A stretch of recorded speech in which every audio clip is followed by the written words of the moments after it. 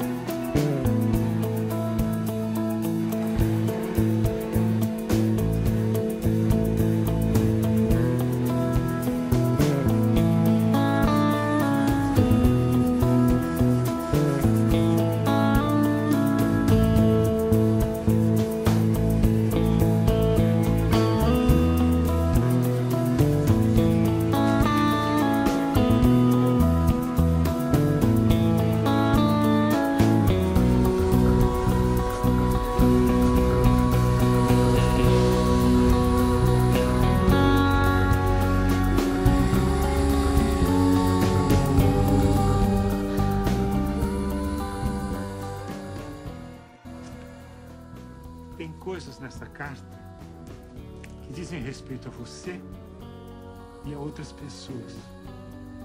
É uma situação difícil, mas diga para sua esposa, por favor, que o amor de mãe é tão poderoso que mesmo minha mãe, depois de desencarnada, ainda ajudou a que eu encontrasse o meu caminho.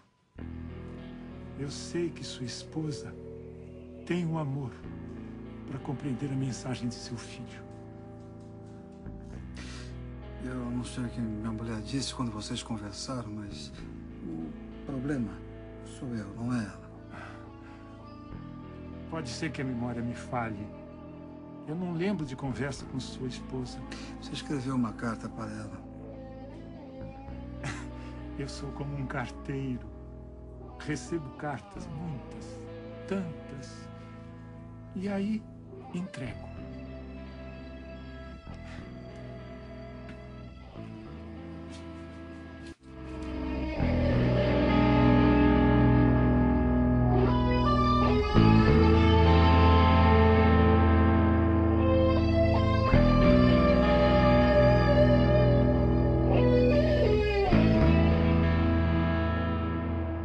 Guilherme, assim como João e Marilene, foram estudar o assunto. Em busca de respostas, mergulharam na doutrina espírita, que o escritor Allan Kardec difundiu no século XIX.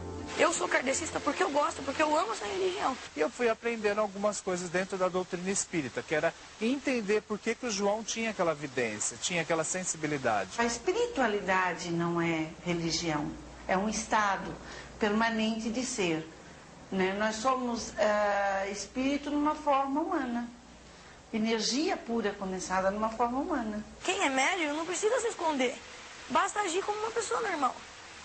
Porque você realmente é uma pessoa. É só que os seus fluidos magnéticos estão mais aflorados. A mediunidade está em todos. Para a ciência ainda não há comprovação sobre esses fenômenos entre vivos e mortos. Mas há estudos que tentam explicar por que alguns indivíduos teriam maior sensibilidade do que os outros. O médico Sérgio Felipe de Oliveira investiga o tema há muitos anos. A mediunidade trata dessa relação entre o espírito e o corpo. Então o que me interessava era isso, a relação entre o espírito e o corpo, no processo de saúde e doença. Ele direcionou os estudos na região do cérebro onde fica a pineal, uma glândula que já tinha despertado o interesse do filósofo e matemático francês Descartes, no século XVII. Ele disse: a alma se liga ao corpo pela pineal. A pineal é do tamanho de um caroço de azeitona e fica na altura dos olhos. É considerada um órgão sensorial. Segundo o médico, ela teria uma relação imediata com a mediunidade, porque possui cristais de apatita. Eu fotografei com microscopia eletrônica os cristais de apatita que existem na pineal. E me chamou a atenção isso, a pessoa ter bolinhas de cristal no meio da cabeça, no mínimo é curioso, não é? Os cristais de apatita seriam os responsáveis pela captação de ondas magnéticas. Isso poderia, então, de acordo com o médico, ser a explicação para a telepatia, o estado de transe e para os sensitivos. Quando tem bastante cristal, a tendência é captar onda, então é incorporação. De acordo com o médico, quanto mais cristais, mais mediunidade. A pineal conseguiria captar ondas e transformar em mensagens. A ciência acompanha esses estudos e fenômenos, ainda sem uma conclusão.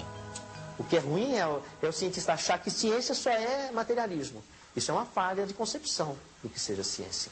Já para a ficção, esse continuará sendo sempre um tema muito rico e inspirador.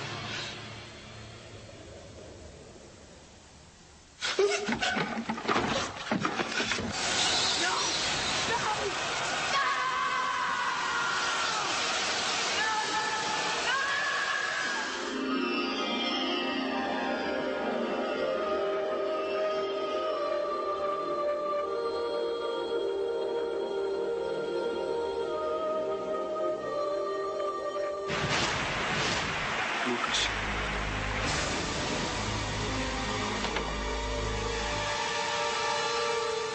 Vou buscar um caminho de luz.